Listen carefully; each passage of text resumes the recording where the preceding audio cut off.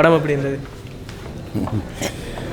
பரவாயில்ல, கிராமத்து விஷயங்கள் கொஞ்சம் இருக்குது, ஆனால் இன்னும் கொஞ்சம் மாற்றம் செய்யணும்னு நினைக்கிறேன். நல்லா இருக்குது.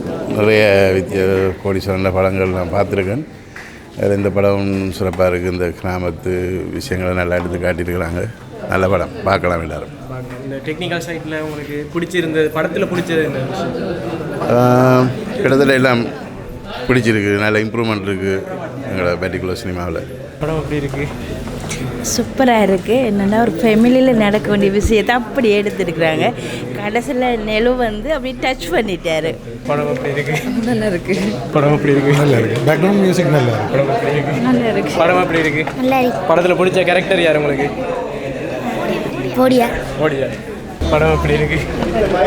படம் எப்படி இருக்குது? படம் நல்லா இருக்குது, புறப்புறப்பாக இருக்குது. கடைசியில் நல்ல மெசேஜ் ஒன்று சொல்கிறாங்க. படத்தில் உங்களுக்கு பிடிச்ச நல்ல சீன் எது? படத்தில் பிடிச்ச சீன் கோடியார் நடிப்பும் அந்த ஃபில்ம் எடுக்கிற கோடியார். படம் எப்படி இருக்குது? நல்லா இருக்குது. படம் எப்படி இருக்குது? ஓகே, நல்ல விஷயம், முக்கியமான விஷயம். போடியார் என்ற சொல்லுக்கு முக்கியமான காந்த சத்திரிக்கு அந்த ஐயரை காட்டினதுக்கு பதிலாக பூநூல் போட்ட ஐயரை காட்டினதுக்கு பதிலாக பூசாரியை காட்டியிருக்கலாம்.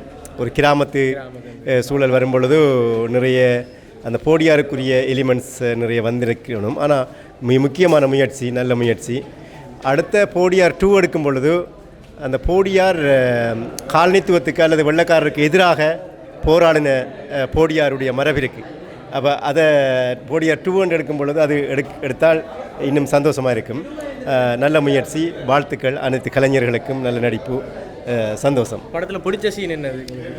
எனக்கு அந்த போடியார் அந்த பிரச்சனையை பிள்ளைகளுக்காக தீர்த்து வச்சது. அந்த பிள்ளைகள் எங்களுடைய கிராம வாழ்வியலை விரும்பி அதுக்குள்ளே வாழ முயற்சி எடுத்ததும் மிக முக்கியமான விஷயம். அதே நேரம் உள்ளூர் வழிபாடு, எங்களுடைய எங்களுடைய வயல் வெளி உழைப்புகள், எங்களோட புத்திஜீவிகள் எங்களை பார்க்குற விஷயங்கள் என பல விஷயங்கள் அதுக்குள்ளே வருது. சந்தோஷம். இன்னும் அதை முன்னேறத்துக்கு இடம் இருக்குது. நன்றி. என்னென்னா நான் இப்போ உண்மையாக வந்துட்டு எங்கள்கிட்ட இப்போ இந்த ஈஸ்ட்டை பொறுத்தவரையில் இப்படி ஒரு படம் எடுக்கிறது, இப்படி ஒரு டைரக்ஷன் சூப்பராக இருந்தது. உண்மையாக அந்த மனசை உண்மையாக பாராட்டக்கூடிய மாதிரி இருந்தது. அந்த இப்போ இனி வரும் கலைஞர்களுக்கு உண்மையாக இது ஒரு நல்ல ஒரு வாய்ப்பாக இருக்கும். ஏன்னா இப்போ அந்த இதை பார்க்குற ஒவ்வொருவருக்கும் ஒரு துடிப்பு கொண்டு வரும். என்ன இளைஞர்களாக இருக்கிறாங்களுக்கு சூப்பர். டைரக்டராக இருக்கட்டும், நடிக்கிற அந்த ஒவ்வொரு கலைஞரும் நல்லா இருந்தது. படத்தில் பிடிச்ச சீன் இது? உண்மையாக அந்த நெலு நடித்தது இருக்கு, நெலோஜன், அது அவர் உண்மையாக ரியலாக இருந்தது. நீ மற்ற எனக்கு பெருசாக தெரியாது, அவர் தெரியுதால் சொல்கிறேன். ரியலாக இருந்தது. பட் கடைசியில் அவர் சொன்னார் அந்த பிள்ளைக்காக, தங்கச்சிக்காக. சூப்பர்.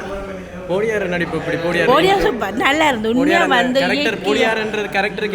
ஏற்ற மாதிரி ஆள் இருந்தவர். மற்ற வந்து ஒவ்வொரு பாத்திரங்களும் இந்த சொல்லக்கூடிய மாதிரி இருந்தது. நல்லா இருந்தது.